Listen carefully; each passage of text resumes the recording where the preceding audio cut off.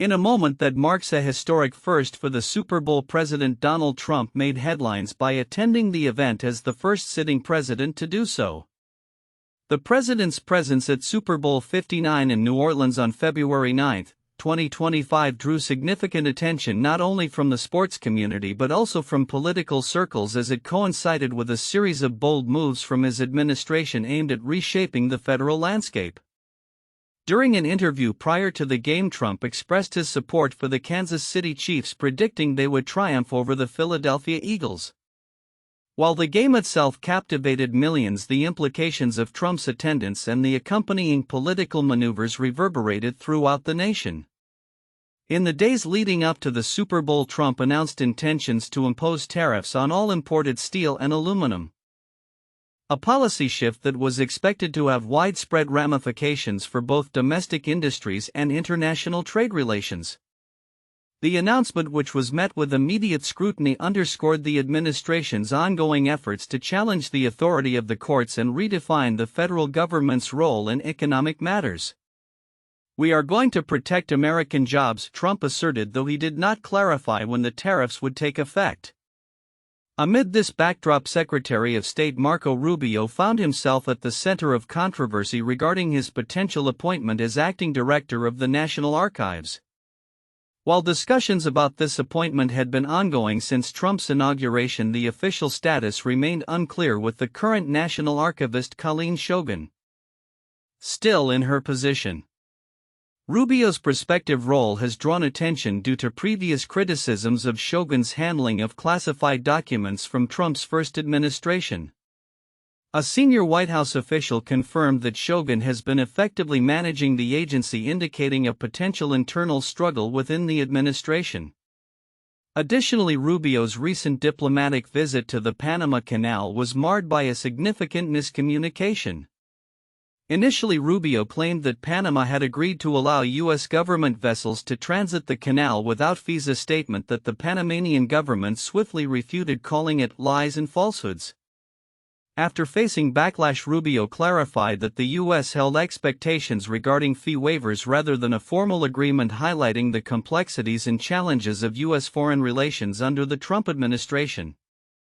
On a broader scale, concerns regarding the administration's foreign aid initiatives have emerged, particularly with the president's emergency plan for AIDS relief (PEPFAR). The program, which has historically received bipartisan support, is currently at risk due to Trump's recent freeze on foreign aid programs. Pro-life activists and health professionals have urged Rubio and other officials to prioritize the restoration of PEPFAR, which has been instrumental in preventing mother-to-child transmission of HIV.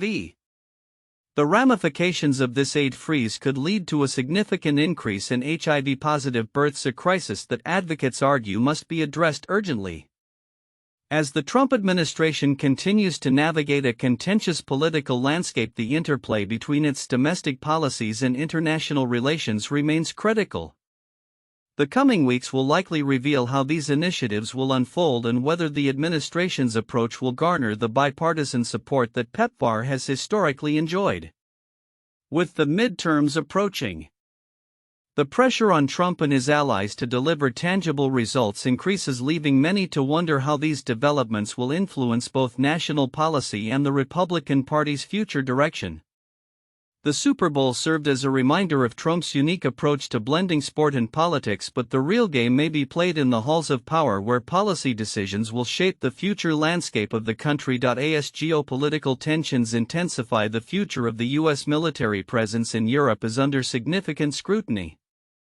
With Secretary of Defense Pete Hegseth heading to NATO headquarters, the Biden administration is poised to reassess its military strategy in a region that has become increasingly volatile.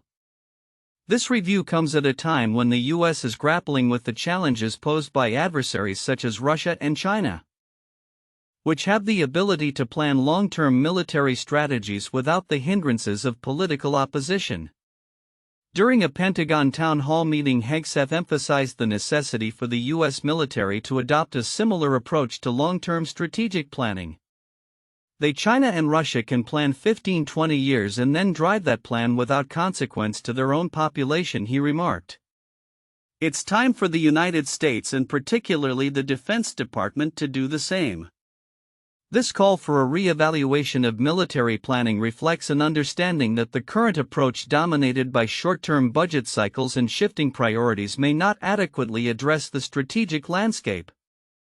Historically, the U.S. has engaged in long-term defense planning, especially during the Cold War when strategies were formulated to counter Soviet influence. Today, however, the Pentagon's resource allocation relies heavily on a rolling 5-year window structured around the Program Objective Memorandum (POM). This framework, while functional, lacks the visionary aspect that characterized earlier strategic documents. As Hegseth noted, the challenge is to find a balance between the rapid advancements in technology and the need for sustained long-term military readiness. While advocating for a return to long-term planning, Hegseth also acknowledged the necessity of adapting to the contemporary battlefield where low-cost, high-impact technologies are becoming increasingly prevalent. He pointed to the ongoing conflict in Ukraine as an example of how smaller, more agile systems can effectively counter larger, more expensive military assets. We're learning a lot about what low-cost systems like UAVs can do to high-cost systems that we have invested a great deal in, he stated. The Defense Department has already initiated programs like Replicator, aimed at deploying affordable autonomous drones more rapidly. However, Hegseth's vision for the future includes a heightened emphasis on innovative technologies and a more streamlined approach to funding and development. He intends to support initiatives that enable rapid experimentation and fielding of new systems while also undertaking a critical examination of the existing military hierarchy to eliminate inefficiencies that may hinder progress. Despite these ambitious plans, Hegseth faces significant challenges, particularly from Congress, which has historically been resistant to major reforms in defense budgeting and oversight. The scrutiny surrounding his leadership has intensified, especially following the emergence of allegations related to his past conduct. These allegations have not only put his confirmation at risk but have also created a cloud of uncertainty over his ability to lead effectively in a crucial role, as the U.S. military's future in Europe hangs in the balance.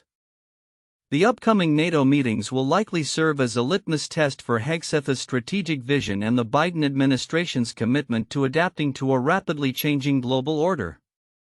The drive towards long-term planning, coupled with the integration of innovative technologies, may prove essential in ensuring that the U.S. remains competitive on the world stage. The coming months will be critical as decision-makers navigate these complex dynamics shaping the trajectory of American military presence and strategy in Europe and beyond. As Robert F. Kennedy Jr. continues to navigate the complex political landscape of his nomination for the role of Secretary of Health and Human Services under President-elect Donald Trump, his controversial views on vaccines, particularly the polio vaccine, are drawing significant scrutiny from both sides of the aisle. With a series of meetings held on Capitol Hill, Kennedy is attempting to build support among Republican senators while addressing concerns about his public health positions, which have raised alarms among many lawmakers and public health advocates. On December 17, 2024, Kennedy met with several GOP senators to discuss his vision for the Department of Health and Human Services. While he did not outline specific topics during his meetings, the underlying tension surrounding his vaccine stance was palpable. Key Republican figures, including Senator Josh Hawley from Missouri, expressed a cautious optimism about Kennedy's potential to align with Trump's policies, particularly in light of his recent comments suggesting he supports the polio vaccine. Hawley mentioned, "So my working assumption is he will stay in his lane and do HHS policy," emphasizing the importance of adhering to established health protocols. However, Kennedy's association with his attorney Aaron Siri has raised eyebrows. Reports indicate that Siri has lobbied the Food and Drug Administration (FDA) to revoke the approval of the polio vaccine, a move that has been criticized by prominent figures including outgoing Minority Leader Mitch McConnell, a polio survivor. McConnell's disapproval highlights the potential political fallout for Kennedy as he seeks confirmation. Senator John Kennedy from Louisiana echoed similar sentiments, suggesting that Kennedy Jr. might need to reconsider his legal representation if he hopes to gain broader support within the party. Despite the opposition, some senators have expressed support for Kennedy. Senator Tommy Tuberville from Alabama characterized him as a breath of fresh air, downplaying the concerns surrounding his vaccine views. Tuberville stated he wants the parents to understand the good, the bad, and the ugly instead of just forcing parents to give vaccines to their kids. Reflecting his sentiment among certain Republican circles that emphasizes parental choice in healthcare. The backdrop of Kennedy's nomination is further complicated by the broader political dynamics at play. As the Senate gears up to vote on several contentious nominees, including Kennedy as well as Howard Lutnick for Commerce and Brooke Rollins for Agriculture, the potential for bipartisan conflict looms large. Senate Democrats have indicated they will continue to challenge Trump's nominees, particularly those whose views diverge significantly from mainstream public health consensus. The stakes are high as the Senate prepares to evaluate Kennedy's nomination. Senator Dick Durbin of Illinois voiced the necessity for thorough vetting of nominees on issues he deemed life and death, underscoring the critical implications of Kennedy's views on public health policy. Similarly, Senator Elizabeth Warren from Massachusetts unequivocally opposed Kennedy's nomination, questioning the appropriateness of appointing someone with a history of anti-vaccine advocacy to lead the Department of Health and Human Services. As Kennedy's confirmation hearings approach, the outcome remains uncertain. His ability to reassure both Republican and Democratic senators about his commitment to established public health principles will be crucial. The ongoing debate around his candidacy not only reflects the polarized nature of current American politics but also highlights the pressing need for clear and consistent leadership in public health amidst a climate of increasing vaccine hesitancy.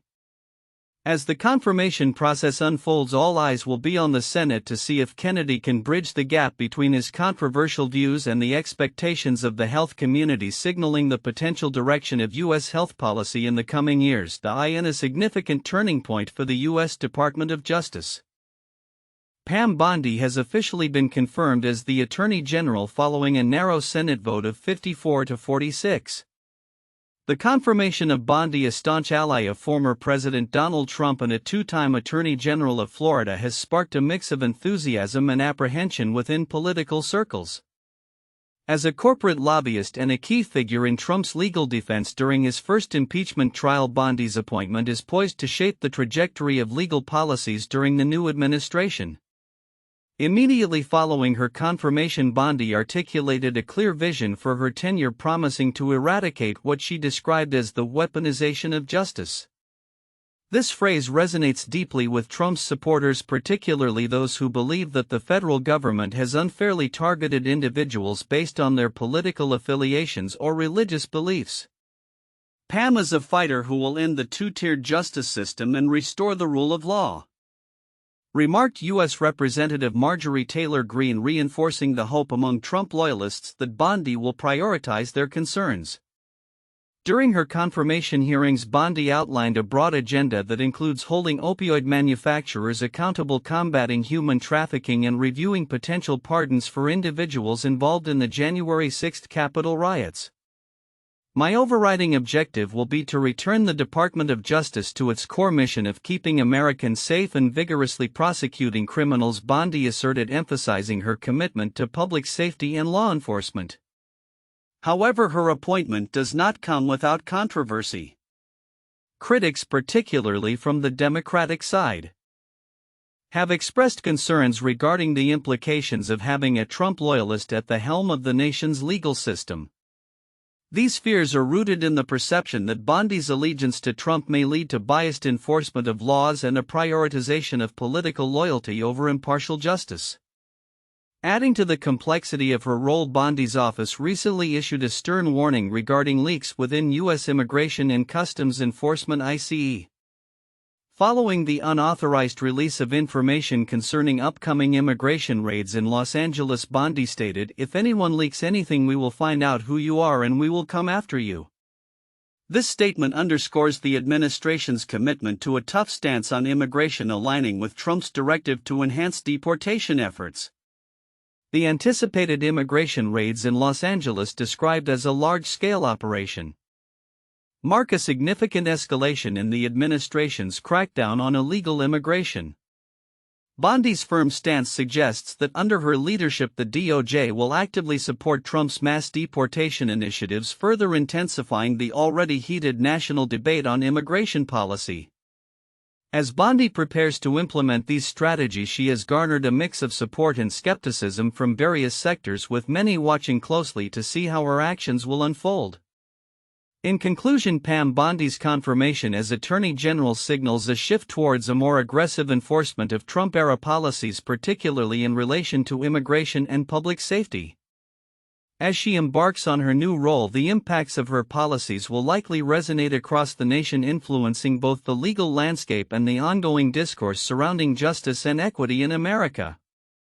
Observers will be keen to see how Bondi navigates the challenges ahead, balancing her commitment to law enforcement with the crucial need for fairness and justice in the legal system. In a bold move that could reshape the landscape of U.S. currency, President Donald Trump recently announced his directive to halt production of the penny, citing its excessive cost and inefficiency.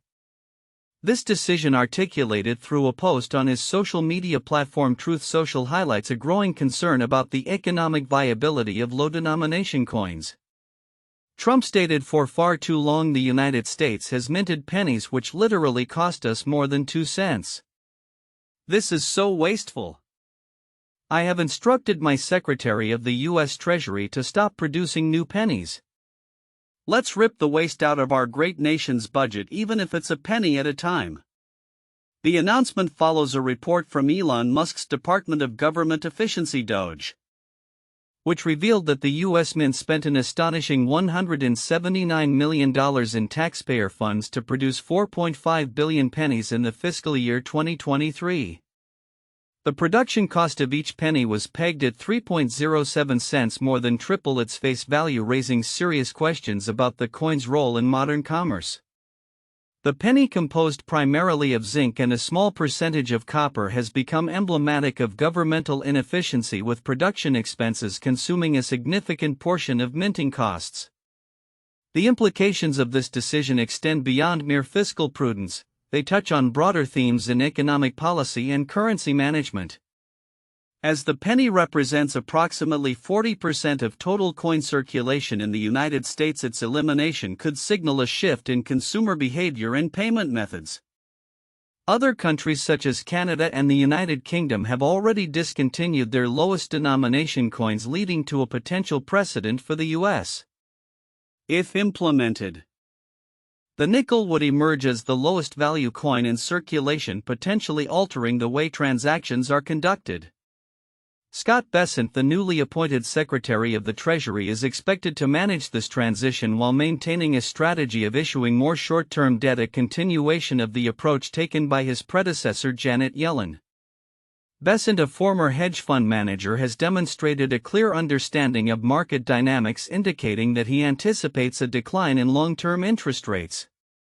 He emphasized the necessity of maintaining nominal auction sizes for both coupon and floating rate notes in the coming months, ensuring that the government's borrowing strategy remains robust amid evolving economic conditions. Bessent's alignment with Trump's vision for a more efficient Treasury reflects a broader trend in the current administration's economic policies. Amidst rising public scrutiny over government spending, the push to eliminate the penny could also be seen as a symbolic gesture aimed at restoring fiscal responsibility. The administration's focus on reducing waste is timely, as economic indicators show mixed signals. Recent employment data revealed that while non-farm payrolls increased by 143,000 in January, the revisions for prior months suggest a more complex labor market recovery. As the debate over the penny's future continues, it invites a reconsideration of the entire U.S. coinage system.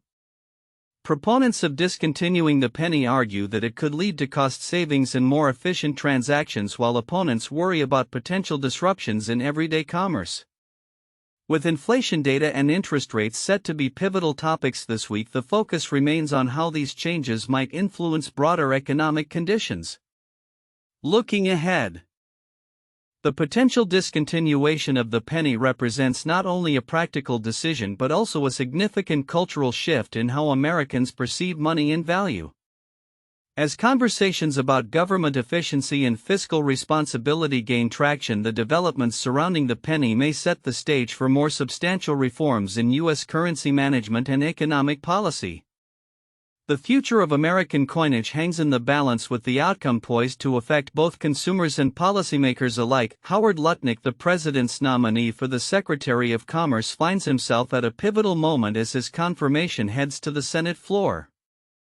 Lutnick's journey is emblematic of the complex intersection between government policy and the fast-evolving tech landscape, particularly in the realm of cryptocurrencies and stablecoins. As the Trump administration continues to shape its cabinet, Lutnick's nomination is gaining attention not only for the policies he may influence but also for the potential challenges he will face in a rapidly changing economic environment. Following approval from the Senate Commerce Committee, Lutnick's nomination is now poised for a full Senate vote alongside other controversial candidates, including Robert F. Kennedy Jr. for Health and Human Services and Tulsi Gabbard for Director of National Intelligence. Senate Majority Whip John Barrasso emphasized the urgency of confirming Trump's nominees, stating, "My goal was to make sure every one of President Trump's nominees got confirmed." This reflects a concerted Republican effort to overcome Democratic blockades on several high-profile picks. Lutnick's nomination is particularly significant against the backdrop of emerging regulations in the cryptocurrency sector. Recent legislative proposals such as the Guiding and Establishing National Innovation for U.S. Stablecoins Act aim to impose new oversight on stablecoin issuers, including Tether, which has historically operated outside of stringent U.S. financial regulations. The bill would mandate monthly reserve disclosures and audits for companies with market capitalizations exceeding $10 billion, a category in which Tether's USDT currently sits, valued at approximately $141 billion. Brian Keene, a compliance officer for Transact, highlighted the implications of this legislative shift, calling it a big come-to-God moment for Tether. The proposed regulations would force Tether to navigate a path toward compliance if it intends to retain its U.S. customer base. This scenario raises critical questions about Tether's future operations, especially as it has established a headquarters in El Salvador, a move seen as an attempt to sidestep U.S. regulations. Moreover, the competitive landscape is shifting as companies like Circle, which operates the USDC stablecoin, are already positioned to meet the forthcoming regulatory demands. Circle has been proactive, securing audits from Deloitte and establishing credibility that Tether lacks. Analysts predict that if Tether can successfully adapt to the new regulatory environment, it may solidify its role in the market. However, failure to comply could lead to significant repercussions, including potential delistings from major exchanges like Coinbase. As Lutnick prepares for his Senate confirmation, his close ties to Tether, through his role at Cantor Fitzgerald, which manages substantial assets for the company, are likely to come under scrutiny.